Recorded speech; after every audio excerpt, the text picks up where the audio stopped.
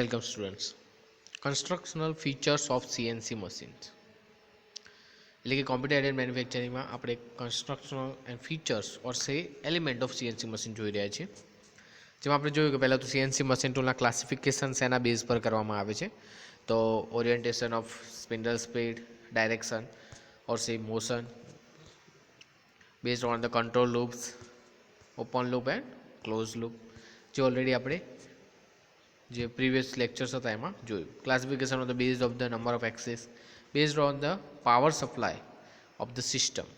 અને હવે જોઈએ તો feature of CNC machine tool એટલે કે આપણે જે કન્સ્ટ્રક્શનલ ફીચર હતા અલગ અલગ હાર્ડવેર, સોફ્ટવેર, બરાબર, ઇન્ફોર્મેશન, આટલી વસ્તુથી તમારું CNC મશીન છે કામ કરે છે. તો આટલા ટર્મ્સ તમારે ધ્યાનમાં લેવા પડશે તો તમે સંપૂર્ણ જે CNC મશીન છે સમજી શકો છો.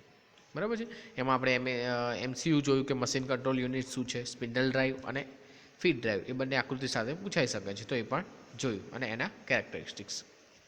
હવે મેઇન જે તમે જોયા કે અલગ અલગ ફીચર્સ તો છે, ચલો મેજર એલિમેન્ટ તો છે જ CNC મશીનના. કયા કયા છે? તો હાર્ડવેર, સોફ્ટવેર, ઇન્ફોર્મેશન.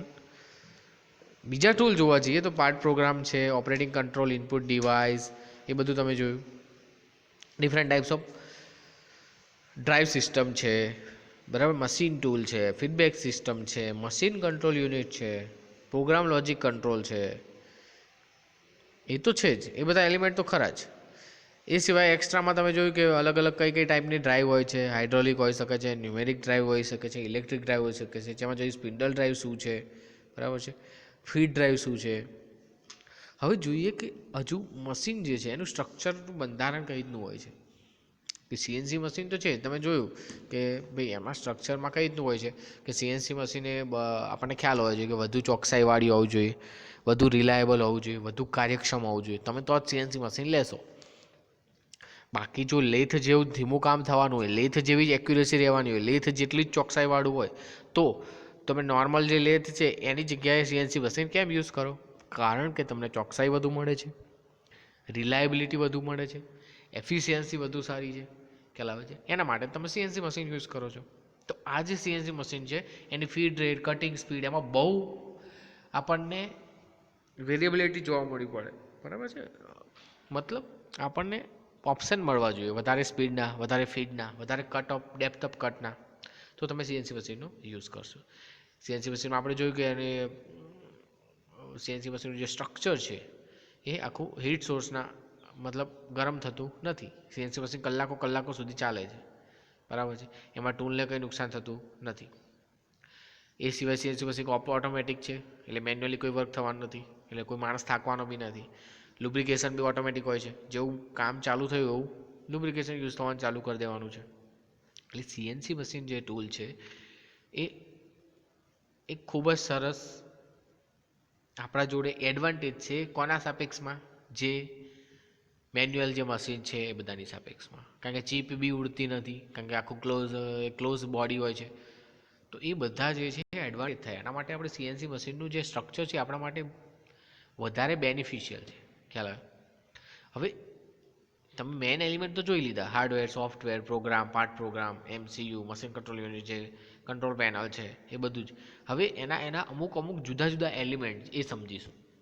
જે એલિમેન્ટ સેકન્ડરી કહેવાય પણ ઇમ્પોર્ટન્ટ તો છે CNC મશીનમાં, બરાબર છે. એને કહીશું આપણે different other elements of CNC machine, જેમાં છે સ્લાઇડ વેઝ છે, રીસર્ક્યુલેટિંગ બોલ સ્ક્રૂ છે, ફીડબેક ડિવાઇસીસ છે. ફીડબેક ડિવાઇસ આપણે જોયું હતું કે ક્લોઝ લૂપમાં ફીડબેક મળતો હતો આપણને, ખ્યાલ છે. એ ટ્રાન્સડ્યુસર, એન્કોડર્સ દ્વારા મળી શકે છે, એટલે ફીડબેક ડિવાઇસીસ છે. ઓટોમેટિક ટૂલ ચેન્જર્સ છે, ઓટોમેટિક પેલેટ ચેન્જર્સ છે.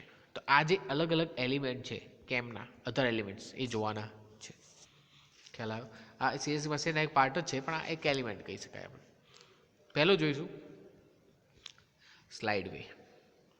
સ્લાઇડ વે શું છે, શેના માટે યુઝ થાય છે CNC મશીનમાં, બરાબર. એમાં જે હાઇડ્રોસ્ટેટિક સ્લાઇડ વે છે એ જોઈશું આપણે. પહેલાં સમજી લઈએ કે સ્લાઇડ વે શું છે. તો આપણે સિમ્પલ કોઈ મશીન હોય, બરાબર છે, એમાં આપણે જોયું હતું કે ટૂલ જે છે સિમ્પલ લેથમાં આપણે શું કરતા હતા, ટૂલમાં જે છે એની મોશન હોય છે કે નહીં, એ છે બે રીતે હોય છે, એક સ્લાઇડ વે દ્વારા અને મૂવિંગ સ્લાઇડ દ્વારા, બરાબર. એટલે બંને વચ્ચે ડાયરેક્ટ એ રીતે મોશન આપવામાં આવે છે. જેમ કે તમે ટેપર ટર્નિંગ કરતા હોય સિમ્પલ લેથમાં, તો તમે યાદ હોય તો તમે ધીમે ધીમે ધીમે બે મોશન આપતા હતા ટૂલની, બરાબર. એક એક્સેલી મોશન તમે મેન્યુઅલી આપતા હતા અને એક જે છે એની ટેપર મોશન બી હોતી હતી. એટલે સીએનસી મશીનમાં સ્લાઇડ જે છે એ વધુ પડતી ગતિ હોય મશીનમાં, બરાબર છે. તો એ સ્લાઇડ શું કરે છે કે આપણે જોઈએ કે સ્લાઇડ વે અને મૂવિંગ સ્લાઇડ એ બે વસ્તુ છે. ધારો કે મોશનમાં ગતિ કરે છે કોઈ મશીનમાં, તો એ જે બે વચ્ચેની મોશન છે એને લેસ ફ્રિક્શનાઇઝ કરે છે. શું કરે છે? લેસ ફ્રિક્શનાઇઝ. એટલે સીએનસી મશીનમાં સ્લાઇડની આપણે ખ્યાલ છે કે ટૂલ સતત મોશનમાં રહેવાનું, ઓકે. તો જે સ્લાઇડ વે છે એ પણ મોશનમાં રહેવાનું. તો એનાથી વધુ પડતો ઉપયોગ કરીએ આપણે તો શું થાય છે? એમાં ફ્રિક્શન જોવા મળે છે. સમજ જોવા મળે છે? ફ્રિક્શન જોવા મળે છે. તો સ્લાઇડ વે વચ્ચેના ઘર્ષણના મૂલ્યમાં આપણે બને એટલો ઘટાડો કરવો જોઈએ, બને એટલો ઘસારો ઘટે એ રીતની મોશન હોવી જોઈએ, ઝડપી ગતિ હોવી જોઈએ. કારણ કે ટૂલ સીએનસીમાં કેવું હોય છે, એ ઓટોમેટિક ટૂલ પોસ્ટ હોય છે આખું. એમાં બહુ બધા ટૂલ હોય છે, એ તમને ખ્યાલ છે. એ ટૂલમાંથી જેની ઓપરેશન જરૂર હોય એ એની મોશન કરશે ખાલી. ખ્યાલ આવે છે? એટલે સ્લાઇડ વે તો મોશન કરે જ છે, બરાબર. એ બીજી મૂવિંગ સ્લાઇડ પણ હોય છે.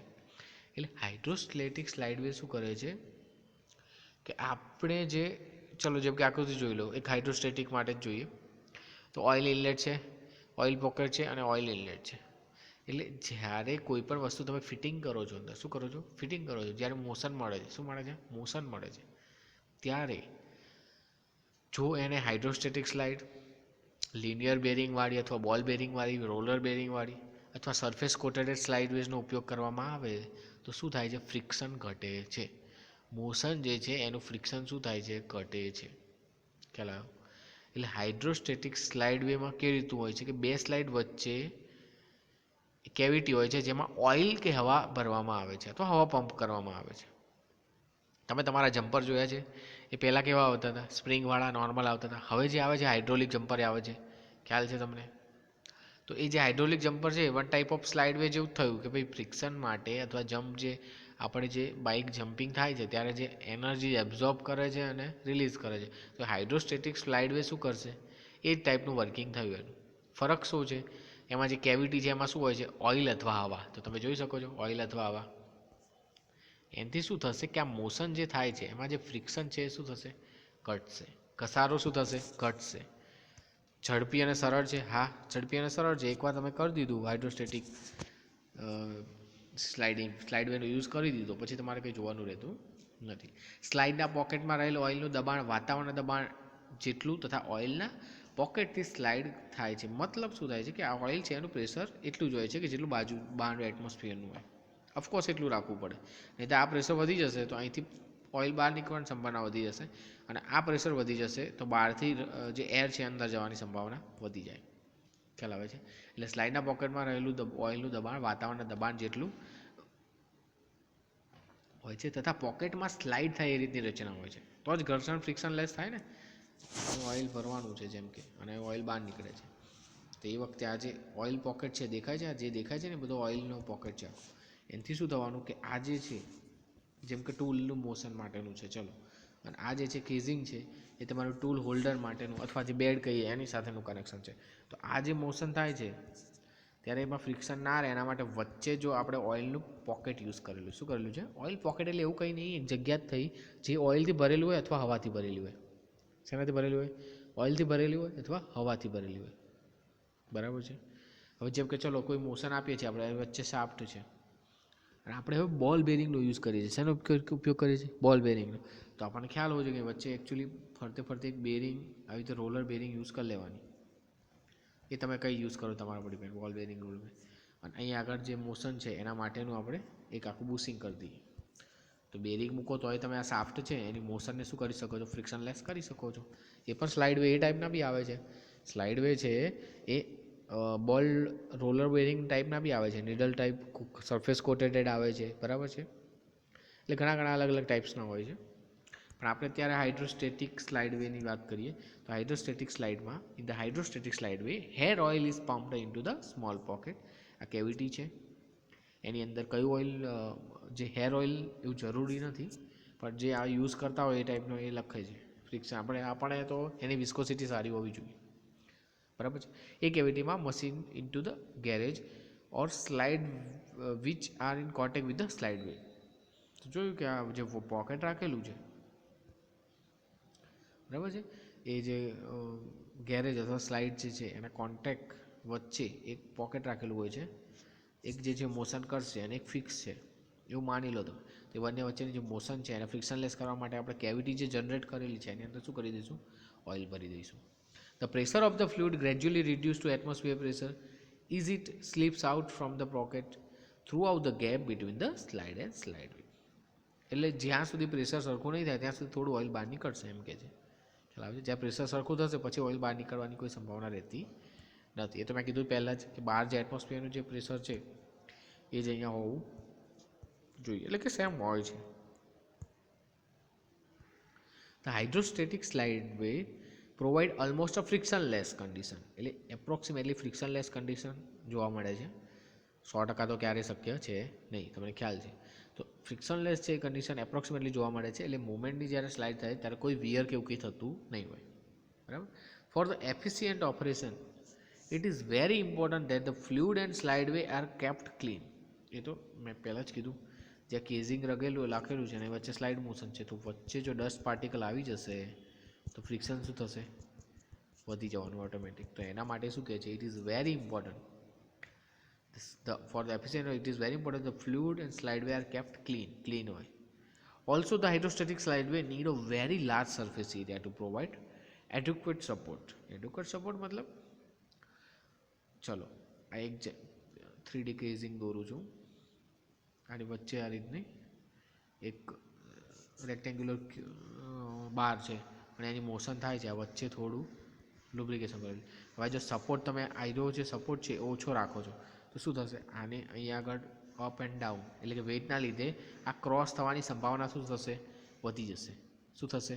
વધી જશે. કેમ? કારણ કે તમે સપોર્ટ આટલો જ પૂરો પાડ્યો છે, એક પાતળી પટ્ટી, એક આ પાતળી પટ્ટી જ પૂરી પાડેલી છે. બરાબર છે.